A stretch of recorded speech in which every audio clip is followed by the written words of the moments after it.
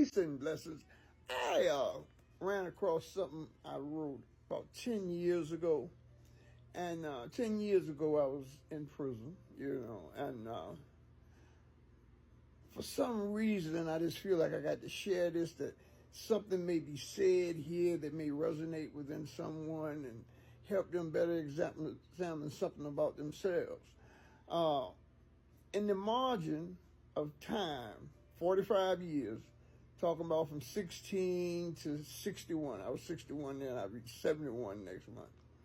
I have been taught hard lessons about things in the simplest of terms.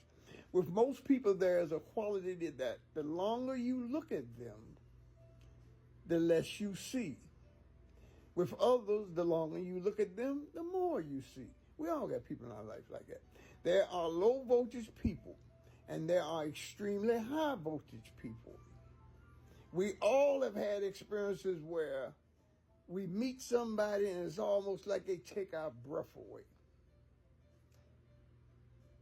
Breathtaking people do walk the face of the earth. The language of today call it swag. Everybody has it, but few find it. Low voltage people will actually kill for it if they could only figure out how to transfer it to them. A certain, I know you from somewhere about them. They look in your eyes and see your soul. On the flip side, there are those who, when they experience people like this, they are very uncomfortable because in their mind they got something to hide.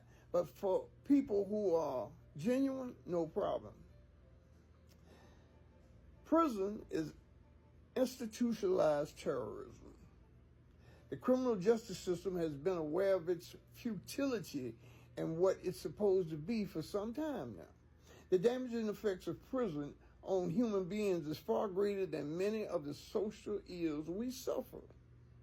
There are success stories of those who come in here and really get it. There are far many more of those who don't. The impact and the consequences are astounding. Prison is a growth industry. If I may pass through your creative imagination briefly, imagine tomorrow all crime all over the world went away and stayed away. Could you imagine all the people who wouldn't have a job? The criminal justice system, judges, prosecutors, police, detention officers, prison staff, and all associated vendors who supply these places would perish. Like prescription drugs, the negative side effects of prison is monumental. Yeah, I was writing that. I worked as a legal assistant in the prison system when I was there for about 13 years. And this was where my head was at then.